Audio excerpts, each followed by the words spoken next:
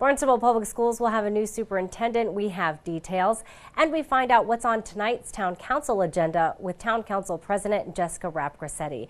On this episode of Barnstable Today, it's Thursday, December 17th, 2015. I'm Sarah Mannel.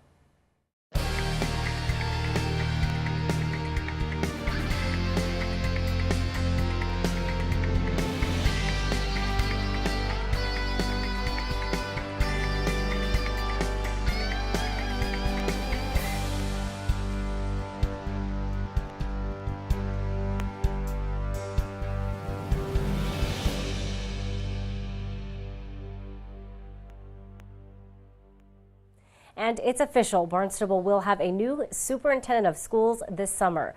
The Barnstable School Committee met at a special meeting Wednesday to finalize a contract with Fall River Superintendent Meg Mayo Brown.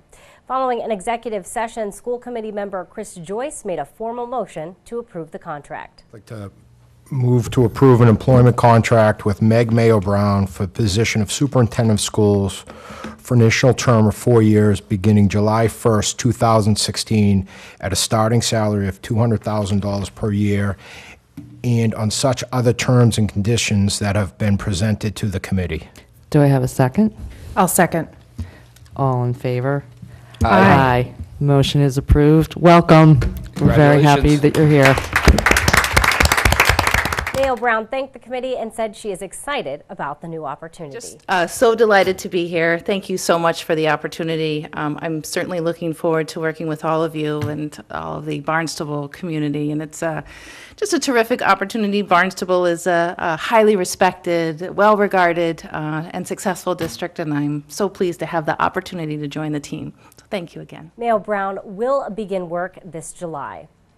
Town Council meets tonight to find out what's on the agenda. Barnstable This Morning host Sarah Colvin talks with Town Council President Jessica Rapp-Grassetti. So I have the agenda in front of me. Of course, at the end of the year, small agenda, not a whole heck of a lot going on. Let's talk a little bit about what we can expect for tonight's meeting. Yeah, our final agenda of 2015. Hard to believe that the year has gone by so fast. We'll be enjoying a presentation from the members of the Do-Re females. I love it. I love it too. Under the direction of Nong Chuang from the Sturgis Charter Public School. In the past, we have enjoyed the chorus from the Barnstable High School, but they're in the midst of a program that they'll be performing. So we reached out to the Sturgis Charter Public School, and they've agreed to entertain us at the beginning of the meeting. I love that. It's always such a holiday treat to have the singers before Town Council. It'll be great to see the Sturgis Charter Public School singers. Looking forward to that. Yes, yes. And, of course, then we have public comment and our town manager communications and acting on the minutes and then communications. And then we go right into the old business. As you said, there's not much in the old business. There's a conservation restriction resolved that has to be acted upon. And this was first read at our last meeting and could have been acted upon then, but wanting to kind of bring the acquisition of parcels that are acquired through the Community Preservation Act in line with the necessary conservation restrictions that have to be held on the property, kind of bring it all in line with one another rather than passing papers on the property and then 4 or 5 months later seeing a conservation restriction, trying to do this all at the same time. So allowed the Land Acquisition and Preservation Committee as well as the Conservation Commission to look at this conservation restriction at 230 Old Colony Road, a parcel that was offered to the town by the Armorel family. Absolutely. So always like to see the protection of land as open space. So we'll look forward to seeing that discussion. And then the next is a change for the Youth Commission, of course, a very important organization in our high school. That's right, and this is brought forward by the Youth Commission. They want to increase the number of students on that commission from the current number, which is 9, to 13.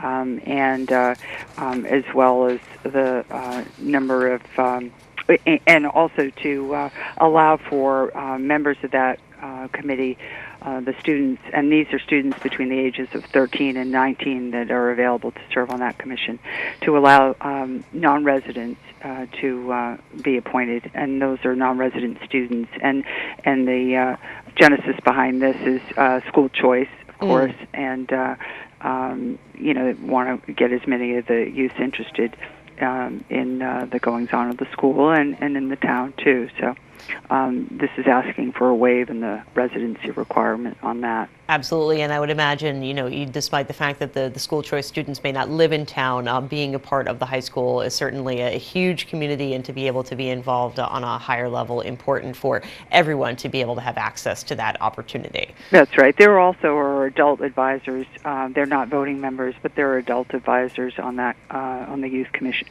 as well. Absolutely. A couple of things under new business too. Yeah, this is a little bit of housekeeping. Looking for an exemption for the Assistant Harbor Master, Arthur Balian. He's a special municipal employee, or designating him a special municipal employee because his name was chosen for the lottery at the Prince Cove Marina. And he's gone through the State Ethics Board and received approval for this exemption. And this is the town manager and the harbor master and marine manager are requesting the town just sign off on this. Great. And then the last item is the authorization of the establishment of a gift account for the Cotuit Civic Association. Yeah, the town installed a Big Belly compactor trash receptacle at the town dock this summer, and it took away a very large dumpster that used to be the source of a lot of personal trash, rather than the occasional coffee cup or small Right. articles, and it seemed to perform fairly well. And the Cotuit Civic Association has over the years contributed to the village, and they'd like to contribute the $8,600 to purchase two more Big Belly compactors, and they want to locate them at the Ropes Beach and Riley's Beach. Great. This is a good thing. Absolutely. And then after the old and new business, then we go to the town council election of officers. So the meeting's handed over to the clerk at that time.